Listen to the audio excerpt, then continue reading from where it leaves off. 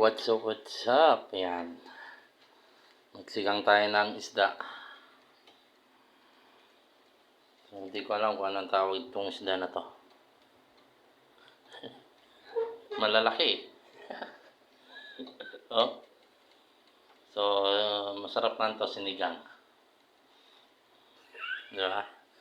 So, magpapakulo muna tayo ng tubig yan bago tayo ilagay yung sibuyas ng luya. So, binudburan ko na rin ng ng asin. So, syempre, di mawawala ang magic sarap saka sa yung panigang, no? Ayan. So, ito ang gagawin namin nitong buntot na to. Ipiprito namin ng crispy yan. Ito yung isisigang namin. Di ba?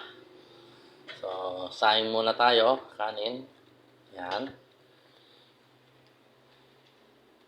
Yung mga tiradang pang-veterans.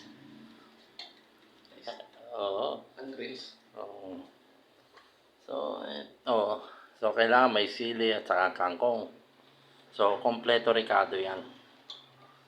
Yan na tinatawag natin na pangmalakasan. So, pangtanggal puyat.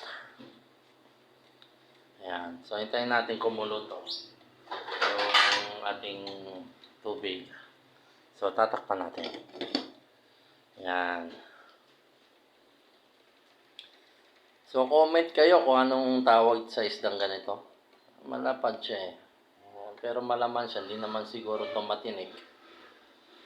Ayan. So, hindi natin malalaman na masarap ito kung hindi natin titikman. Ayan, yung ganitong isda. Okay.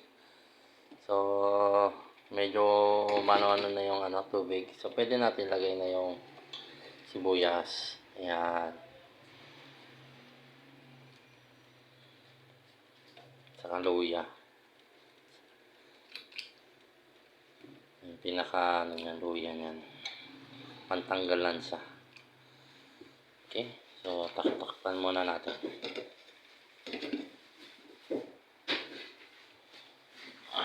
Mamaya na natin lagay yung sili. Mga ricado niya. So, ganito ang masarap na ulamin pagka panggabi kayo. Galing sa puyat. Ayan. Ito lang yung aming kusina. Magulo. So, boarding house kasi namin to. Ito yung boarding house namin.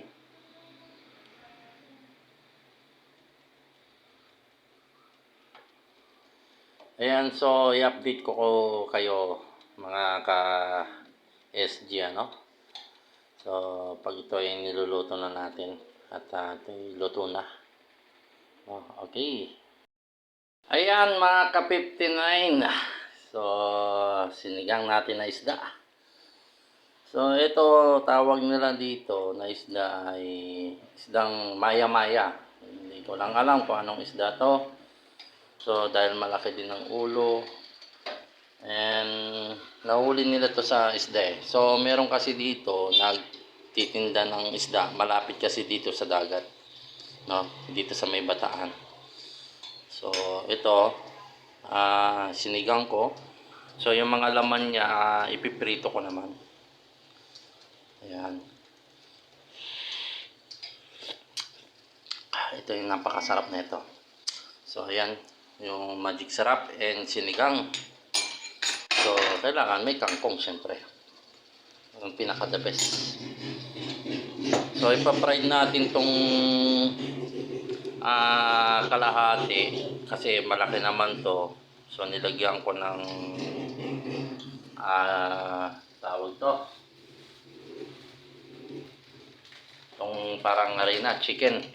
Crispy fried. Ito. Yan, binudburan ko siya ng crispy fried. Yan. So, para maging malutong.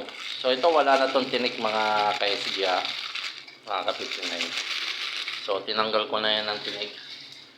Yun, sinama ko yun doon sa sinigang. Ayan. So, ipiprito lang natin to. Yung tinatawag na pangmalakasan. Pagka galing ka sa puyat. Yan. Uh.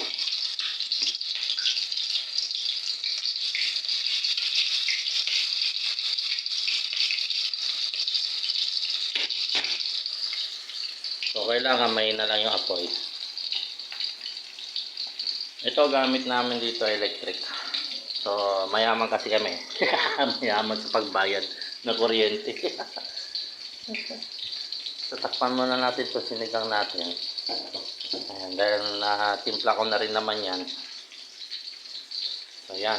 At piniprito na natin. Yung isda. So, nilagyan ko siya ng crispy fried. Crispy fried. So, pantanggal puyat.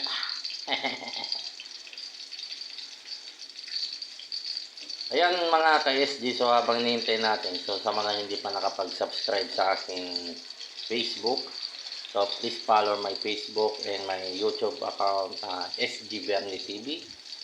So yung aking profile, ay sa Bernie Cacao din.